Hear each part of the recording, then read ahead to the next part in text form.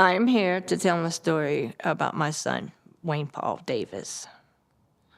And he was 23 years old, and he was murdered. On his death certificate, it says fentanyl poisoning. And I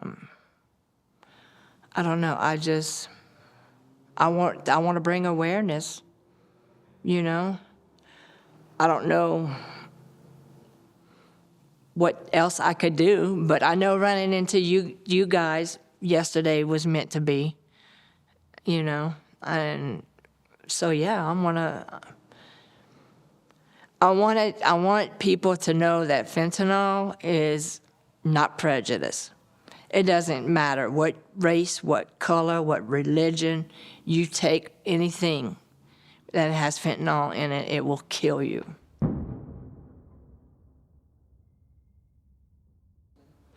My son's name was Wayne Paul Davis. My husband nicknamed him Paulito. We just talked about that. But he was 6'8", 23 years old, and my husband nicknamed him Paulito, which means little Paul in Spanish. So it was just kind of the irony of him being so tall and little Paul. So he actually, Wayne, was starting to sing, was starting to make his own music, and he was going to use Paulito as his singer name. He was a comedian. He liked to make jokes, you know, funny kid. He was really tall. I mean, even at birth, he was long. So, he got made fun of a lot in school because he was so tall. And so I think that, that caused him to have some depression.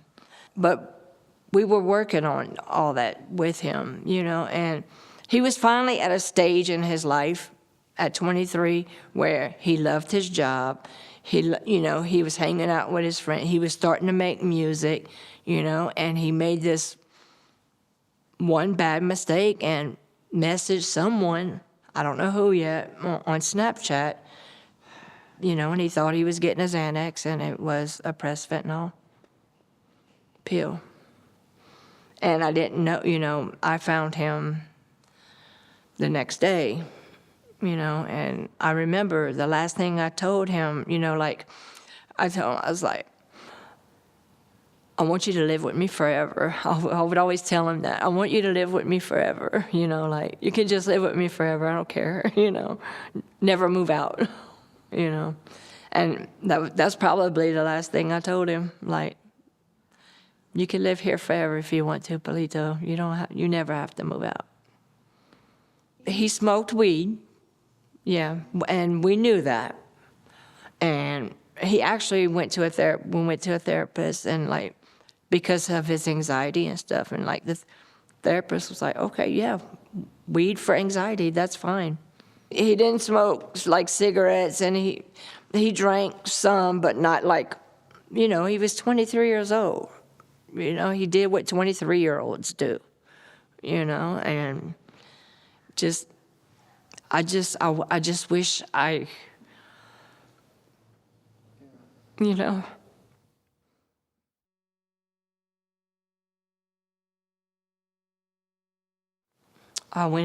I went into his room, I went in there to wake him up.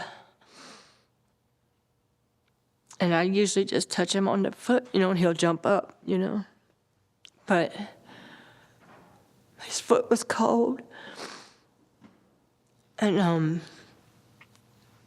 I remember putting my hand, up his pant leg, and his leg was cold. I worked my way up, his whole body touching him. And when I got to his face, and it was cold. And I just remember saying, he's dead. And I remember trying to run to get my husband. And I couldn't make it. I barely made it to our bedroom door and just let out this big, huge, horrible scream. And I could see it in my husband's face, what's wrong, what's wrong? And I don't remember what I told my husband. I don't remember what I told him, but, he was gone. And I was going to. As soon as he left, I left too. I'm not the same person I was. And I never will be. I will never be that person again. I died that day too. And I have to figure out who I am now without him. And I don't want to figure that out. I shouldn't have to figure that out. It's not fair. I shouldn't have to figure out who I am without my son. I hate it. I hate the whole situation. Georgetown Police Department, I don't know if I'm supposed to say that, but they won't do nothing about it, because he had Delta 9 in his system too, which is legal in Georgetown, but they see it as him just, he's a drug user, pretty much is the feel I got was he pretty much got what he deserved. That's the feel I got from the detective at the Georgetown Police Department. That's how they made me feel. They showed up at the scene. They came, they took his phone, blah, blah, blah, everything. Kept his phone for 3 months, and then I emailed them, and I was like, how's it going with the investigation? But, when can I get my nothing, crickets, didn't hear nothing. As a year approached, I emailed them again. As a year is approaching, I would like to know what's going on with my son's investigation. Nothing. He never emailed me back or anything. Just so happened, we brought our students on a field trip to the fire department, police department, and I'm like, oh, while I'm here, may I speak to, the detective? And he's like, oh, and then we can get him.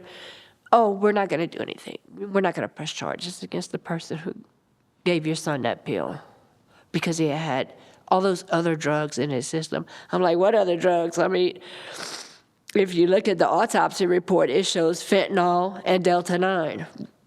That's it. What other drugs are you talking about? Because, if you're seeing something else that I'm not seeing, I would love to see that.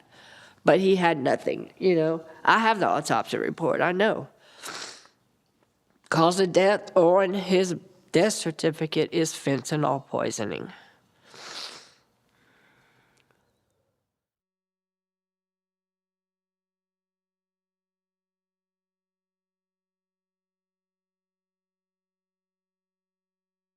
So he told my older son that he found this person on Snapchat that has some Xanax. And my older son, he's like, yeah, no, I don't want no part of that. But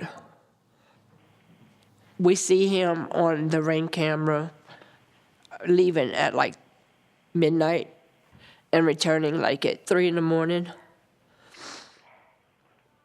And then that was it.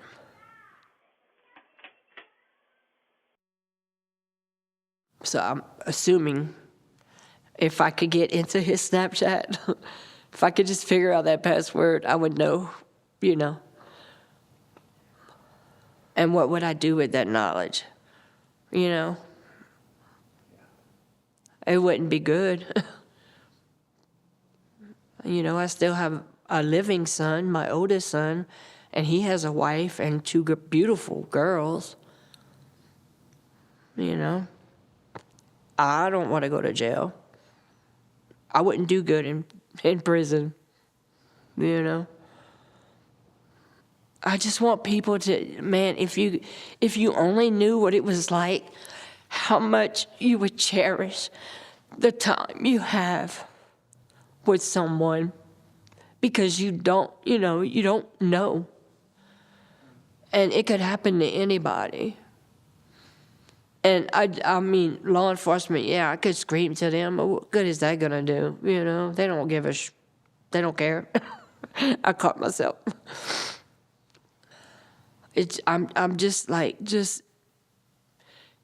I hear all these parents, complaining about their teenage child. And I'm like, just shut up, you know?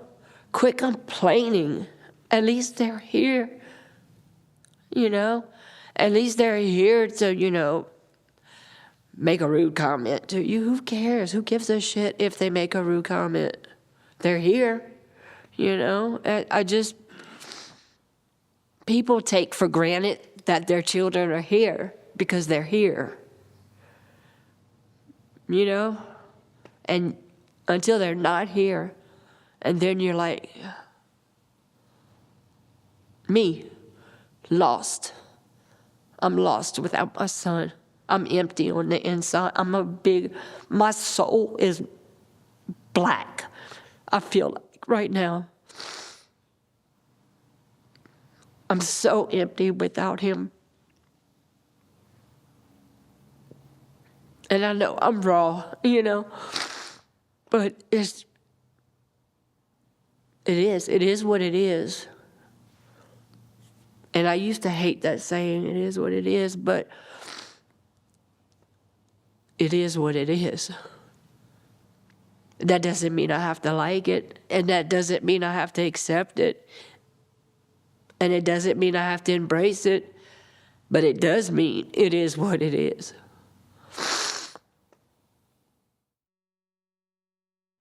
He got up and he went to work every day, and he did what he was supposed to do, you know, and met with his friends on the weekend and had a few drinks, you know, and they smoked their weed. But what a typical 23-year-old does. But you can't do that anymore. You can't be a typical 23-year-old anymore. You can't go out drinking, and you can't go out smoking weed. And none of it, because everything is laced with that fentanyl. Everything. I barely trust taking my prescription medication, and this is a true story. I'm like, where does that medicine come from? Does it come from China? Because I'm not taking that shit, you know? You don't know where it's coming from. It's almost like that. But that's where I feel like that's where I am, you know? Maybe not the rest of the world, but like, I'm there. Like, I'm not taking that, you know? I want to get my son's story out there, you know? I don't want his death to be just a death, you know? Just a fentanyl poisoning death, you know? I want to be behind the cause, you know, for him, for me. Yeah. I want to be part of the solution.